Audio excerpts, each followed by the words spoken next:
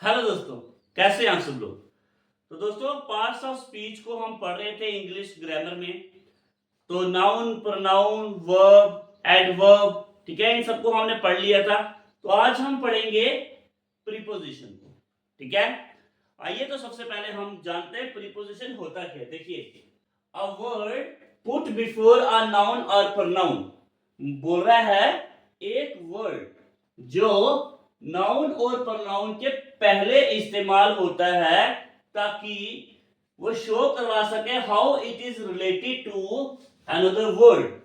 ताकि वो क्या शो करा सके कि कैसे वो रिलेट करता है किसी अन्य शब्द के साथ। उसी को ही कहा जाता है प्रीपोजिशन। ठीक है, देखिए, कुछ ऐसे वर्ड होते हैं जो हमें पोजीशन को शो करवाते हैं। ठीक है, जैसे कि मैं लिख रहा हूं, मैं किस पर लिख रहा हूं, मैं बोर्ड पर लिख रहा हूं। ठीक है, जैसे कि मार्कर पड़ा है, टेबल के ऊपर पड़ा है। मैं खड़ा हूं रूम के अंदर। मैं कहां खड़ा हूं, रूम के अंदर खड़ा हूं। ठीक है, इस तरह के वर्ड, ठीक है, जो किसी पोजीशन को शो करवाते हैं उसे ही कहते हैं प्रीपोजिशन। ठीक है, जो किसी नाउन या किसी प्रोनाउन की पोजीशन को शो करवाते हैं। जैसे कि देखिए, Saroj is sitting on the mat. Saroj जो है वो बैठी है मैट के ऊपर। सरोज मैट के ऊपर बैठी है, तो क्या लगा दिया, ऑन। ठीक है, यही वर्ड क्या है हमारा, ये पोजीशन बता रहा है सरोज की वो कहां पे बैठी है, किसके ऊपर बैठी है। ठीक है, I hit the dog with a stick.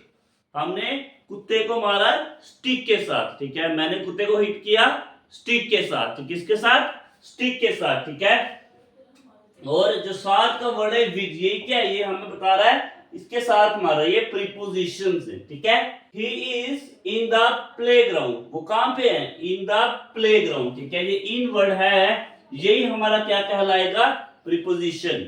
समझ में आया। अब देखिए, काइंड्स ऑफ प्रीपोजिशन। ठीक है, कितने तरह के होते हैं। एक होता है सिंपल प्रीपोजिशन। सिंपल में क्या आएंगे, in, on, at, to, from, with, by, etcetera. ठीक है, ये आ जाएंगे सिंपल प्रीपोजिशन में। दूसरे हैं कंपाउंड प्रीपोजिशन। ठीक है, तो कंपाउंड प्रीपोजिशन में कौन कौन से आ जाएंगे, about, across, among, between, beside, before. और फ्रेज प्रीपोजिशन जैसे according to, in spite of, on account of, in front. ठीक है, ये सभी क्या हो जाएंगे, phrasal prepositions, compound preposition and simple preposition. आइए तो अब हम एक एक करके इन सब को हम डिस्कस करते हैं। तो हम सबसे पहले देखते हैं इन को। ठीक है, तो इस वीडियो में हम क्या करेंगे, सिर्फ इन को ही एक्सप्लेन करेंगे, अच्छे से आपको बताएंगे कि इन के इस्तेमाल कहां कहां होते हैं। ठीक है, और ये सभी जितने भी प्रीपोजिशन है एक एक करके मैं आप सब जो सारे जो है वो एक्सप्लेन करूंगा। ठीक है, तो एक वीडियो में ये कंप्लीट नहीं हो सकते हैं, इसलिए एक दो तीन वीडियो इसके लिए बन सकती हैं। ठीक है, तो आप सभी वीडियोस को देखिए। ठीक है, उसके बाद मैं आपको गारंटी देता हूं कि आपको प्रीपोजिशन का इस्तेमाल करना आ जाएगा, और इंग्लिश ग्रामर में सबसे इंपॉर्टेंट टॉपिक है। ठीक है, आइए तो हम स्टार्ट करते हैं नेक्स्ट। अब देखिए, इनका इस्तेमाल किधर किधर होता है। ठीक है, रूल भी लिखे हैं, रूल के साथ साथ हमने सेंटेंस को भी लिखे हैं। ठीक है, आपने इनको अच्छे से समझना है। ओके, सबसे पहले देखिए, निश्चित स्थान के भीतर।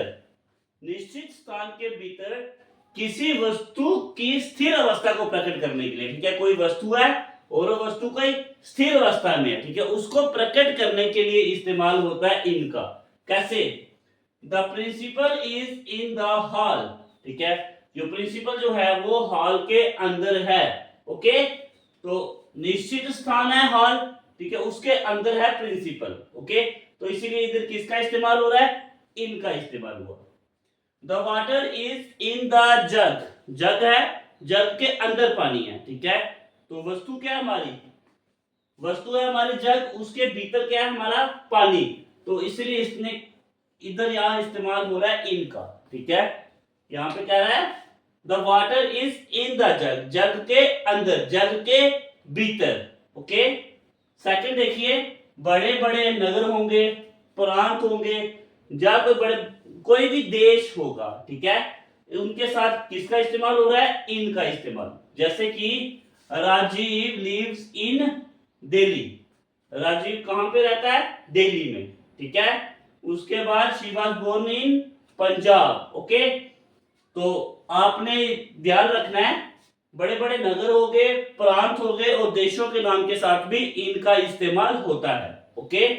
उसके बाद कुछ देर चलने वाले काल के लिए, कोई भी समय जो कुछ देर के लिए चला, उसके साथ भी हम क्या इस्तेमाल करते हैं, इनका इस्तेमाल करते हैं। जैसे he was born in the month of November, ठीक है, वो नवंबर के मंथ में पैदा हुआ था, ठीक है। He was born in the month of November, November के मंथ में पैदा हुआ था, कि कुछ समय के लिए ये क्या हुआ, ये समय चला, ओके। हम रिपब्लिक कब हुए, 1950 में। तो कुछ देर के लिए चलने वाले, कुछ देर के लिए चलने वाले काल के साथ, ओके। तो ये समय कुछ देर के लिए चला, फिर खत्म हो गया, तो उसके लिए हम क्या इस्तेमाल करते हैं, इनका इस्तेमाल करते हैं। जैसे इन समर, समर भी क्या है, कुछ देर के लिए चलेगा, फिर से खत्म हो जाएगा। विंटर, फिर morning, in the evening, in the afternoon, ठीक है। तो इन सब के लिए किसका इस्तेमाल होता है, इनका इस्तेमाल होगा, ओके।